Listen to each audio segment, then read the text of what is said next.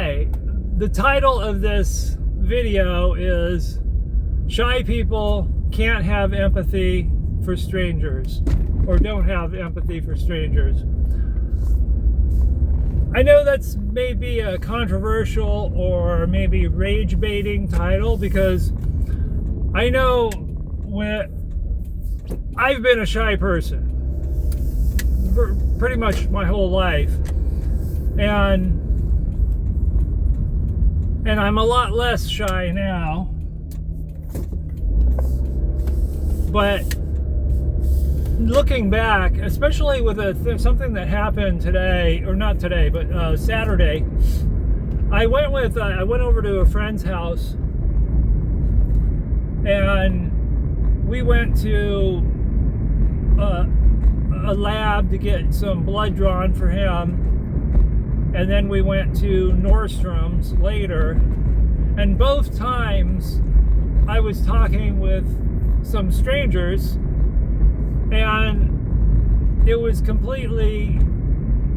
like the most pleasurable banter I've had in a long time, because basically I never had banter with strangers when I was younger, because I was just always so shy. I was so afraid, I was just afraid that I wouldn't measure up, that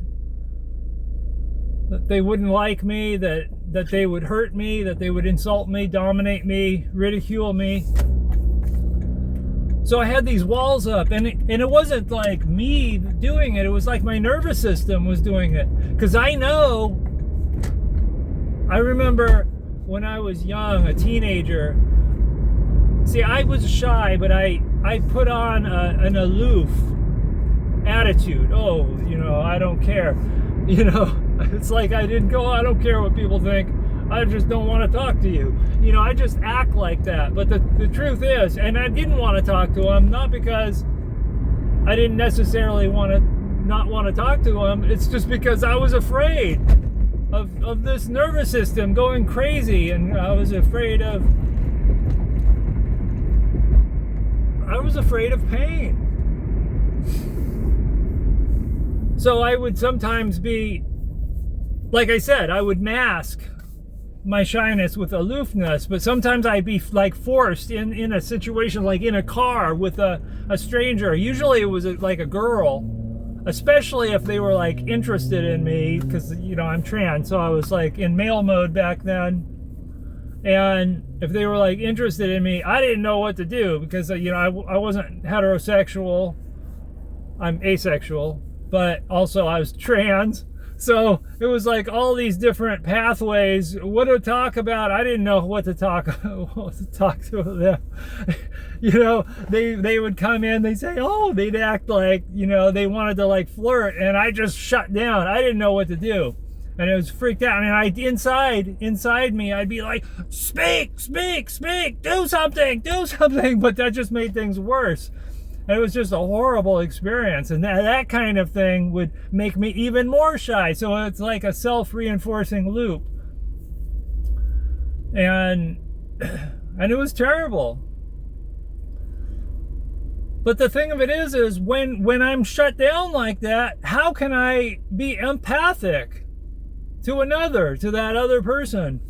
Now, one thing that often gets, empathy is often misunderstood, and I've misunderstood it.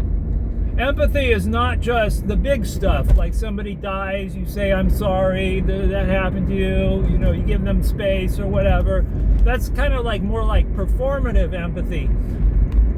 It's the real empathy is like micro empathy. It's like mirroring their facial expressions and going along with it, and just actually literally what's happening is, when you let somebody in, you build a model of that person in your head, and then they, if they're empathic, they build a model of you in their head. and then you attune to each other. So you act in a different way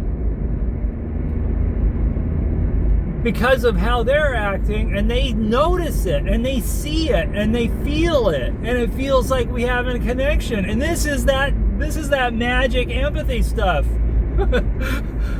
and I only really noticed it really greatly last Saturday. And that was me letting my guard down. And I really didn't experience much of that before that Saturday. It's really wild. Here I am, 56 years old, and I'm now like more viscerally understanding how empathy works. And of course, I have a kind of mind that likes to figure stuff out. So I love this part of me. I love this part of me. Another obstacle to empathy, and I had this too, was that I ended up with a schizoid affect growing up. You know what that means is a flat affect. You know, just always keeping a stone face. But what happens is, because my face was policed. That's what it was. My face was policed. My dad would police my brother's face, and then my brother would police my face, and that made it dangerous to have, like, you know, use your fucking face. You know, for facial expression. Only some expressions were allowed. Anger, humor, desire. But there are other facial expressions were not authorized, were not allowed. They would trigger something in my brother and something in my dad, and they would feel disgust. And this is that empathy. People who have I had some narcissism. This is all part and parcel of some covert or fragile or vulnerable narcissism, that I had some of that. And so you see some facial expressions on somebody, you feel disgust, and you turned off, and that turns you away. That's another thing that can make you less empathic. And a lot of that has fallen away. So now, because I recognized that. I remember the crappy childhood fairy. No, not crappy childhood fairy. It was Dr. Romani. Dr. Romani talked about how narcissists or people with some narcissism will often find empathy disgusting. And this is what I'm talking about. It's this micro empathy stuff. It's actually this, and by not engaging in this micro empathy, you lose this rapport, and you lose that connection with the other, and you lose the magic of being part of this tribe of humanity.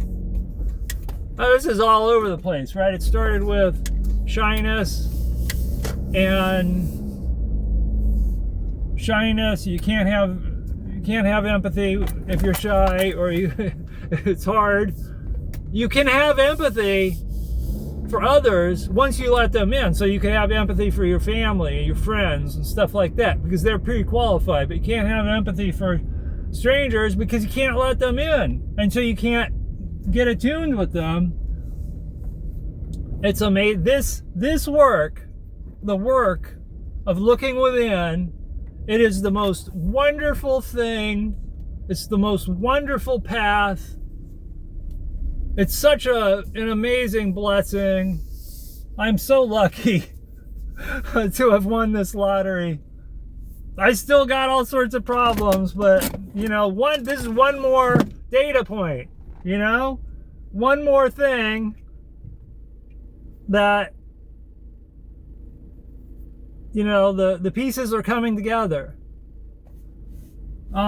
Life is so awesome. Yesterday I had a bad day, but wow, today, so amazing. All right, talk to you later.